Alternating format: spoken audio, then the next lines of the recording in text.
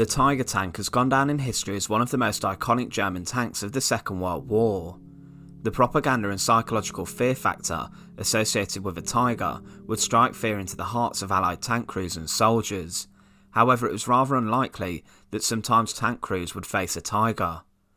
This was due to the sheer lack of Tigers being made. There were only 1,347 Tiger 1s and 489 Tiger 2s ever created.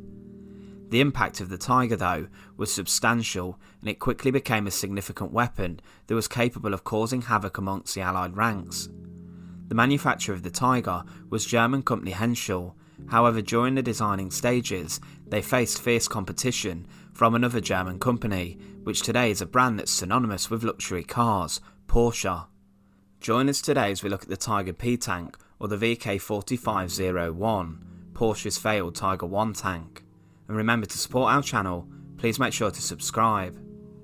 The German heavy tank program began in 1937 and continued as the conflict of the Second World War raged on. In December 1939, Porsche began to work on a project known as VK3001, which became the first German tank to utilise thick armour and a powerful armament that allowed it to combat heavier tanks and vehicles in the same class. Tanks like the Panzer II, with their speed, dominated the early stages of the war. However, as time went on, larger and more powerful tanks were needed. In March 1941, with the armament of the VK3001 still waiting to be approved, the subject of needing more powerful weapons came up. At this time, Germany was preparing for war with the Soviet Union and wanted to go toe-to-toe with the Red Army. The Germans did not have good intelligence about what sort of tanks the Red Army was using, and also what they were developing. The intel and information they received wasn't really reliable, and even rumours of tanks weighing over 100 tons would come to the forefront. Because of these preparations, the Germans wanted to use more powerful weapons on their heavy tanks. During a meeting with Hitler on May 26, 1941, it was confirmed that heavy German tanks must have a weapon that could penetrate 100mm of armour from a distance of over 1.5 kilometres away. During this meeting too, the requirements for the heavy tank's protection and armour were increased, with the side armour remaining at 80mm thick, but the front of the hull and turret being up armoured to 100mm thick. These changes applied to the VK3001, and Porsche's initial aims was to rework the tank to satisfy the new requirements. Quickly though, the improvements to the gun were dropped, and Ferdinand Porsche himself deemed the idea of using the 88mm KWK L71 as nothing more than an impossible wish. The design of the tank with the improved armour led to unsatisfying results, with the vehicle's weight being over 50 tons. The engine was also no longer good enough, and a more powerful engine was needed, and because of this meant a complete redesign of the engine compartment was also needed. Because of this, the engineers decided to work on a completely new tank, with development beginning in July 1941. Porsche was asked alongside Henschel to submit designs for a 45-ton heavy tank, which was able to mount the 88mm KWK 36 L56 gun on top. The previous VK3001 was used by Porsche, and parts were adapted from it to make the new vehicle. The new Porsche tank, now designated VK4501P, was fitted with a twin V10 air-cooled gasoline engine, which was placed in the rear of the tank. The engines would have a combined horsepower of 620, and this new engine's design, with the power driving two electric motors, was deemed to be unorthodox at the time for tanks, and there were fears of mechanical issues. One of the changes of the VK4501 was the redesign of the hull. The length and the shape remained the same, but the rear went through a number of different changes, as did the front. The thickness of the frontal armour was increased to 100mm, and the sides and rear 80mm. Evacuation hatches were also placed in the side of the tank, as were devices to aid with the observation in the corners of the frontal hull. The suspension also changed a fair amount.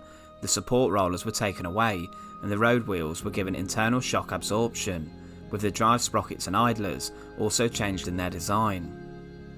Hitler ordered 6 prototypes of the VK4501P and also the VK4501H, a tank being worked on by Henschel at the time.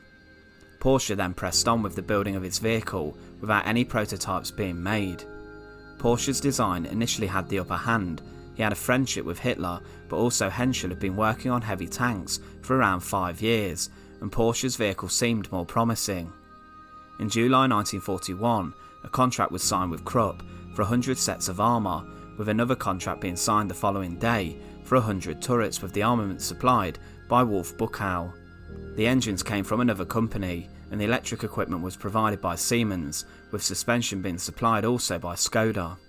Krupp's production finished first, and the first 4 VK4501P hulls were completed in December 1941, with a further dozen or so following suit over the next few months. By July 1942, 64 hulls were built.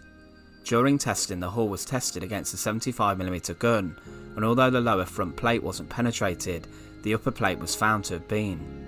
In May, the frontal armour was surface hardened, and later trials showed progress.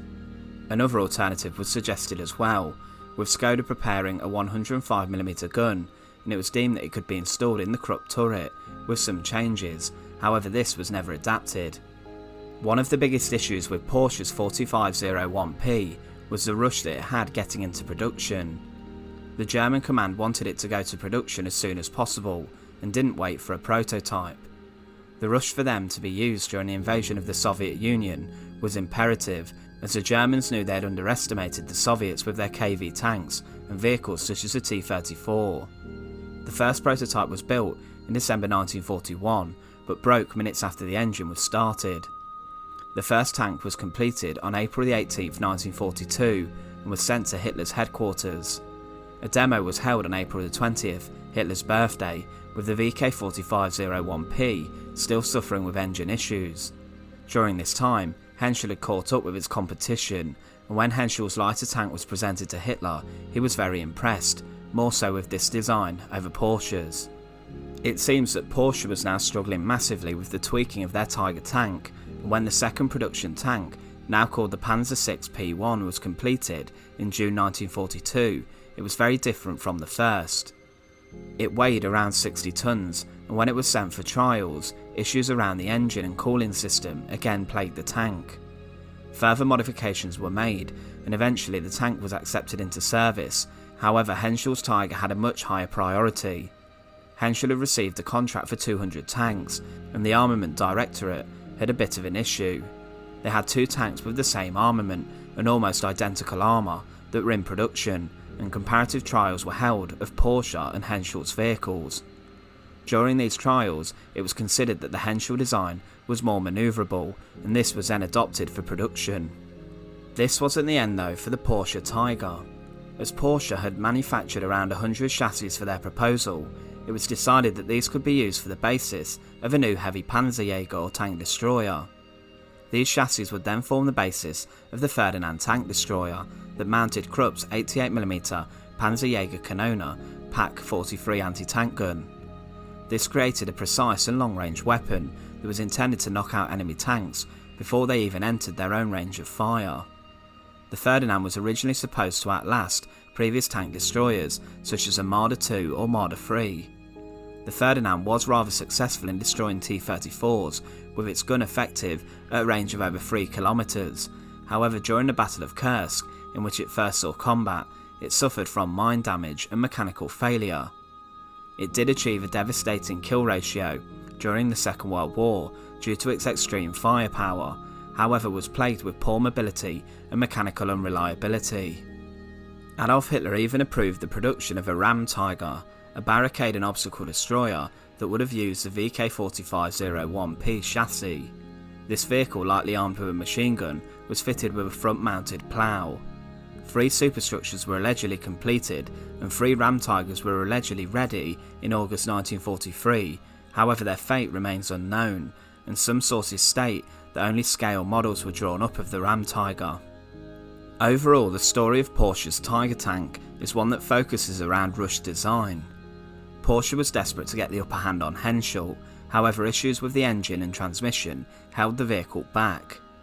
The Tiger tank designed and created by Henschel would go on to become one of the most iconic tanks of the Second World War and possibly even history, and it's clear that without Porsche's competition, then the Tiger may never have been so good once it reached the battlefields.